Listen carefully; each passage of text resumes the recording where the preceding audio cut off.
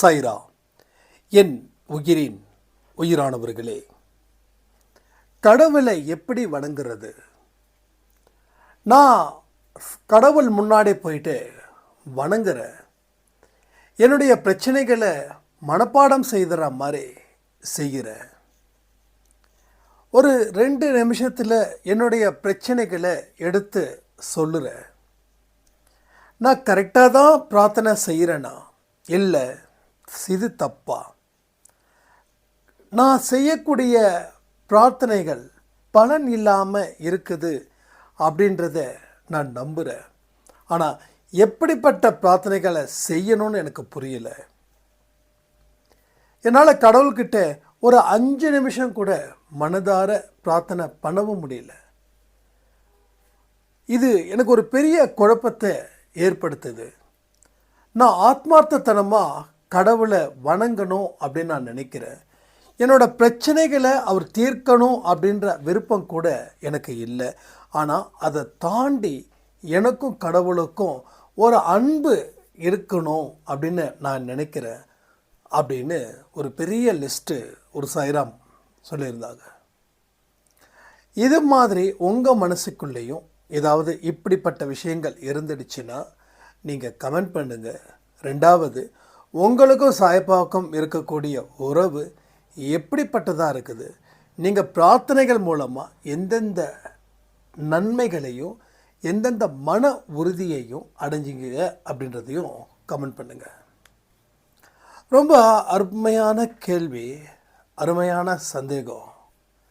So இது மாதிரி எல்லா மனுஷனுக்கும் வரும். நம்ம பாட்டுக்கு கடவுளை கும்பிட்றோம், வணக்கத்தை போடுறோம். கடவுளே என்னோடய பிரச்சனையை தீரு, என் கடனை தீரு, ஆரோக்கியமாக இருக்கணும், எல்லோரும் அன்பாக இருக்கணும். 2 நிமிஷத்துக்குள்ளே இந்த பிரார்த்தனை முடிஞ்சிடுது. முடிஞ்சதுக்கு அப்புறம் நாம் சொன்னது அவர் கேட்குறாரா கேட்கலையான்னு நமக்கு தெரியல. ஸோ கடவுளுடைய இயல்பை மனுஷன் புரிஞ்சிக்கவே இல்லை. கடவுள் ஒவ்வொரு மனுஷங்கிட்டையும் எதிர்பார்க்கறது என்ன தெரியுமா?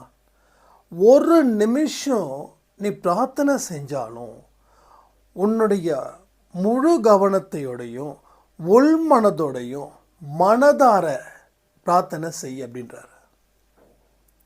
ஸோ மனதார பிரார்த்தனை செய்யறோமா அப்படின்றது ஒரு பெரிய கேள்வி. அப்போ மனதார பிரார்த்தனை ஏன் சிலரால் செய்ய முடியுது, பலரால் செய்ய முடியலன்னா, நான் முன்னாடியே சொன்ன மாதிரி கடவுளுடைய இயல்பை அறிஞ்சிக்க முடியல. கடவுளோட அன்பு எப்படிப்பட்டதுன்னு இங்கே தெரியல. கடவுள் எவ்வளோ நம்ம மேலே பாசமாக இருக்கிறாரு அப்படின்றதையும் இங்கே மனுஷங்களுக்கு புரிஞ்சிக்க முடியல. மனிதர்கள் மேலே வச்சிருக்கக்கூடிய அன்பு, மனிதர்கள் மேலே வச்சிருக்கக்கூடிய நம்பிக்கை கடவுள் மேலே இல்லை. இது உண்மை. கடவுள் சொல்கிறாரு, இந்த பிரச்சனையை நான் தீர்த்துடுறேன், நீ கவலைப்படாமல் நிம்மதியாக தூங்குன்னு. ஆனால் வேற ஒரு மனுஷன் சொல்கிறான், உன் பிரச்சனை தீராது, உனக்கு இப்படி தான் இருக்குது, இன்னும் மிகப்பெரிய ஆபத்து உனக்கு வரப்போகுதுன்னு. இப்போது அந்த மனுஷன் யார் சொல்கிறத கேட்பான்? கடவுள் சொல்கிறத கேட்பானா இல்லை இன்னொரு மனுஷன் சொல்கிறத கேட்பானா? அப்போ கடவுளோட தன்மை, கடவுளோட இயல்பை அறிந்துக்காமல் இருக்கிறவர்கள் மனுஷன் சொல்கிறத கேட்பா. ஏன்னா இவனுக்கு மனுஷனை பற்றி தான் தெரியுது, கடவுளை பற்றி தெரியல. அப்போ கடவுள் கேட்டதை கொடுப்பவர் அப்படின்ற ஒரு விஷயத்தை விட்டுட்டு கடவுள் நம்முடன் அன்புடன் இருக்கிறார், அக்கறையுடன் இருக்கிறார். நமக்கு தேவையானதை செய்கிறதுக்காக கடவுள் நம்மக்கிட்ட இல்லை, பல ஜென்மத்தில் இருந்து நம்ம கூட இருக்கிறாரு. அவர் நம்ம கூடவே வாழ்ந்துக்கிட்டு இருக்காரு. அந்த மாதிரியான சில பலன் இல்லாமல் ஒரு விஷயம் இருக்குல்ல, அதுதான் இது தேவைப்படுது. இந்த இடத்துல பெத்த அம்மாவுக்கும் குழந்தைக்கும் இருக்கக்கூடிய ரிலேஷன்ஷிப் எப்படிப்பட்டது? பெத்த அம்மா குழந்தைய நல்லா பார்த்துக்கிறதுக்கு காரணம் வயசானதுக்கு அப்புறம் நீ எனக்கு பார்த்துப்பேன்னு சொல்லியா? அப்படி இல்லை. அப்படி எந்த அம்மாவும் நினைக்க மாட்டாங்க. நாம் சரியில்லைனாலும் நம்ம குழந்தை நல்லா இருக்கணும், அந்த தாட்டில் தான் இருப்பாங்க.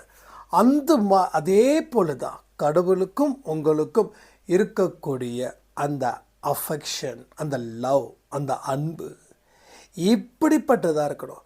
இப்படிப்பட்டதாக இருந்துடுச்சுன்னாவே நீங்கள் கடவுள்கிட்ட 5 நிமிஷம் இல்லை, 5 மணி நேரம் உட்காந்தா கூட நேரம் போகிறதே தெரியாது.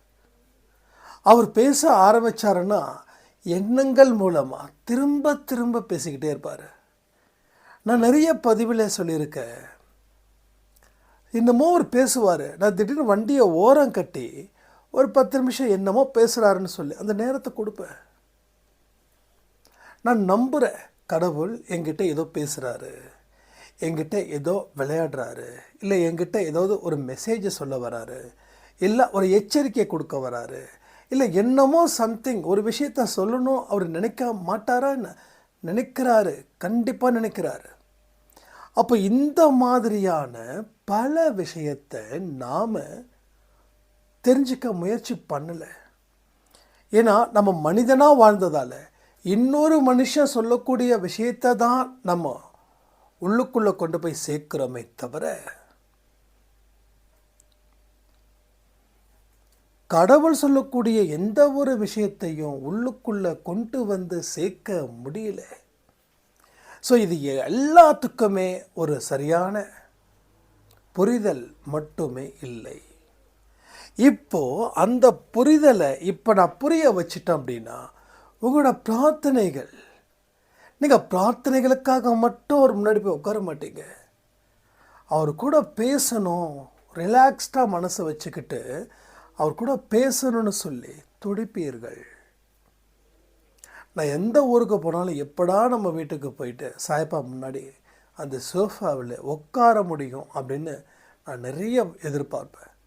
சில இடத்துல என்னோடய கேலரியில் இருக்கக்கூடிய சாய்ப்பா ஃபோட்டோவை பார்த்து ரொம்ப கண்ணீர் விடுவேன். உன் கூட நான் இல்லாமல் இருக்கேன், இப்போது 2 நாள் ஆச்சு உன்னை விட்டு அப்படின்னு. ஸோ அந்த மாதிரி ஆழமான அன்பு, அந்த அன்பு வந்துடுச்சுன்னாவே உங்களை சுற்றி இருக்கக்கூடிய மாய சக்திகள் எல்லாமே கூண்டோடு கிளம்பிடும். எப்படி கூண்டோடு கிளம்பிடும். ஸோ பல விஷயங்கள் அனுபவிச்சா மட்டும்தான் உணர முடியும். இப்போ நான் இத்தனை விஷயத்த சொல்லியிருக்கேன் அப்படின்னா என்னுடைய இடத்துல இருந்து நீங்கள் அந்த அனுபவித்து பாருங்கள். அப்போது உங்கள் உடம்பில் நிச்சயமாக ஒரு மாற்றத்தை ஏற்படுத்துவார் சாயப்பா. மெய்சில் இருக்கிற மாதிரி இருக்கும். ஆஹா, நான் ஃபீல் பண்ண ஒரு தாட் உங்களுக்கு வரும்.